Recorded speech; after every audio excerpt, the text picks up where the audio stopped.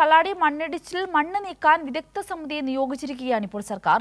3 അംഗ സമിതിയാണ് സർക്കാർ തീരുമാനിച്ചിരിക്കുന്നത്. NIT professor doctor Santhosh G തമ്പിയുടെ നേതൃത്വത്തിലാണ് സമിതി.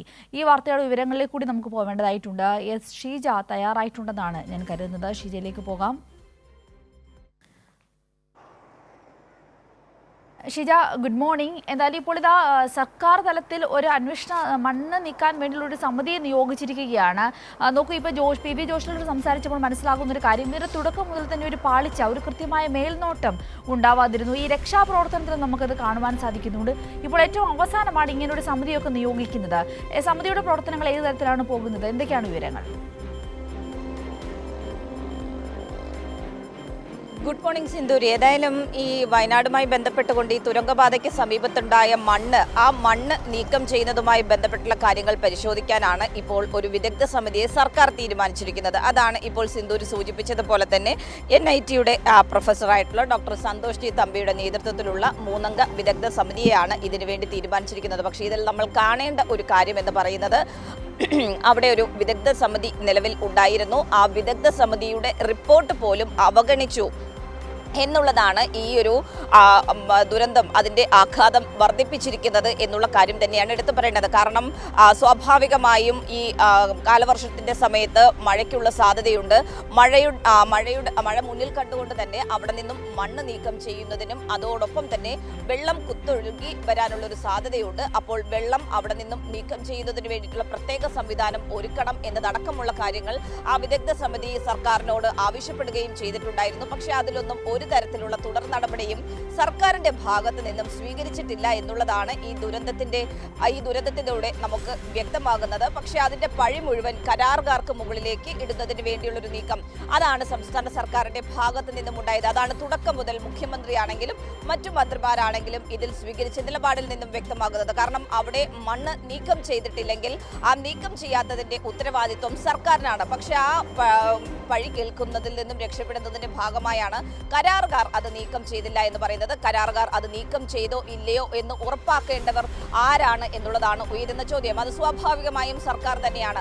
സർക്കാരാണ് അതിനു വേണ്ടിയിട്ടുള്ള നിർദ്ദേശം നൽകിയിട്ടുണ്ടെങ്കിൽ അത് ഉറപ്പാക്കേണ്ടതും സർക്കാരിന്റെ തന്നെ ഉത്തരവാദിത്തമാണ്. പക്ഷെ ആ ഒരു ഉത്തരവാദിത്തത്തിൽ നിന്നും സർക്കാർ ഒഴിഞ്ഞു മാറുന്നു എന്നുള്ളത് തന്നെയാണ് നമുക്ക് ഇതിൽ നിന്നും വ്യക്തമാകുന്നത്. അതിന്റെ ഭാഗമായി കൂടിയാണ് ഇപ്പോൾ പുതിയൊരു വിദഗ്ധ സമിതിയെ ഈ മണ്ണ് നീക്കം ചെയ്യുന്നതുമായി ബന്ധപ്പെട്ടുള്ള കാര്യങ്ങൾ പരിശോധിച്ച് അതിൽ നടപടി സ്വീകരിക്കുന്നതിന് വേണ്ടി കൈക്കൊണ്ടിരിക്കുന്നത്.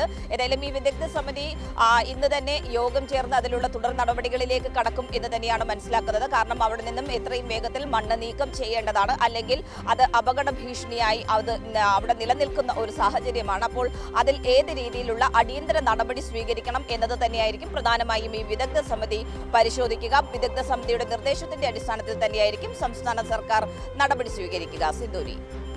ഷീജ പറഞ്ഞതുപോലെ തന്നെ ഏറ്റവും പ്രധാനമായി നമ്മൾ കാണുന്ന ഒരു കാഴ്ച, മറ്റുള്ളവരിലേക്ക് ഉത്തരവാദിത്വം കൊണ്ടിടുക.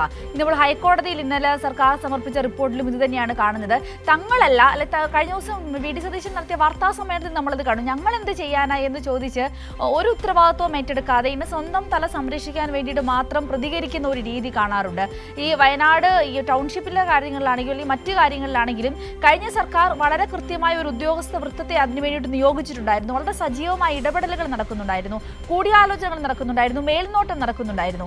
അതിൻ്റെ ഒക്കെ പൂർണ്ണമായ പരാജയമാണ് ഈ അധികാരത്തിലേറി ഈ സമയത്തും ഇത്രയും നാളായിട്ടും നടന്നുകൊണ്ടിരിക്കുന്ന പ്രവർത്തനങ്ങൾ എന്താണെന്ന് പോലും ഒന്ന് നോക്കാനുള്ള ഒരു മനസ്സ് കാണിക്കാത്തത് കൊണ്ടല്ലേ ഇപ്പോൾ അവിടെ ഇത്രയും ജീവനുകൾ നഷ്ടപ്പെട്ടത്. ഇപ്പോൾ ഒരാൾക്ക് വേണ്ടിയുള്ള തിരിച്ചിൽ നിന്നും അവിടെ നടക്കാൻ പോവുകയാണ്. അപ്പോൾ ഒരു വളരെ വലിയ നിരുത്തരവാദപരമായ സമീപനം അത് തുടരുകയല്ലേ VD സതീശൻ സർക്കാർ?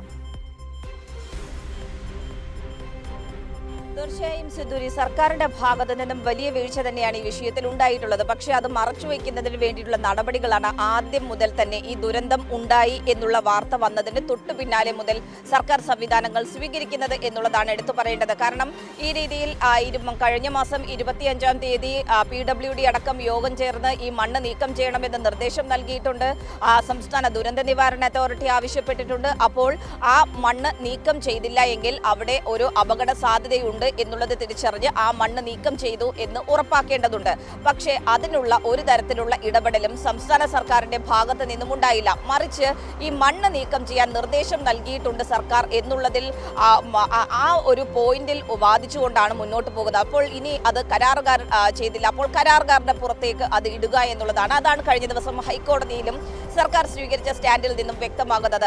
അതിനപ്പുറത്തേക്ക് അതിന്റെ ഉത്തരവാദിത്വം സർക്കാരിനാണ് എന്നുള്ളതാണ് ഇവിടെ എടുത്തു പറയേണ്ടത്. അപ്പോൾ സ്വാഭാവികമായും ഇനിയിപ്പോൾ അതിൽ നിന്നും ഒരു മുഖം രക്ഷിക്കാനുള്ളൊരു നടപടി ആ രീതിയിൽ തന്നെയാണ് ഇപ്പോൾ ഈ ഒരു വിദഗ്ധ സമിതിയെ പോലും നിയോഗിച്ചിരിക്കുന്നത്. കാരണം പഴയ വിദഗ്ധ സമിതിയുടെ നിർദ്ദേശം അത് അപ്പാടെ തന്നെ തള്ളിയിരുന്നു. അത് കൃത്യമായ രീതിയിൽ ഉൾക്കൊണ്ട് അതിൽ തുടർ നടപടി സ്വീകരിച്ചിട്ടില്ല. അപ്പോൾ ഇനി ആ സമിതിയുമായി ബന്ധപ്പെട്ട് അവർക്ക് തുടർന്ന് പ്രവർത്തിക്കാനും സാധിക്കുകയില്ല. അപ്പോൾ ആ ഒരു സാഹചര്യത്തിലാണ് ഈ ഒരു പുതിയ വിദഗ്ധ സമിതിയെ രൂപീകരിച്ചിരിക്കുന്നത്. ഏതായാലും ഈ ദുരന്തവുമായി ബന്ധപ്പെട്ടുകൊണ്ട് സർക്കാരിന്റെ ഭാഗത്ത് നിന്ന് തന്നെയാണ് വീഴ്ച സംഭവിച്ചിരിക്കുന്നത് എന്നുള്ള കാര്യം തന്നെയാണ് ഇവിടെ വ്യക്തമാകുന്നത്. സിന്ധൂരി. ശരി ഷീജ.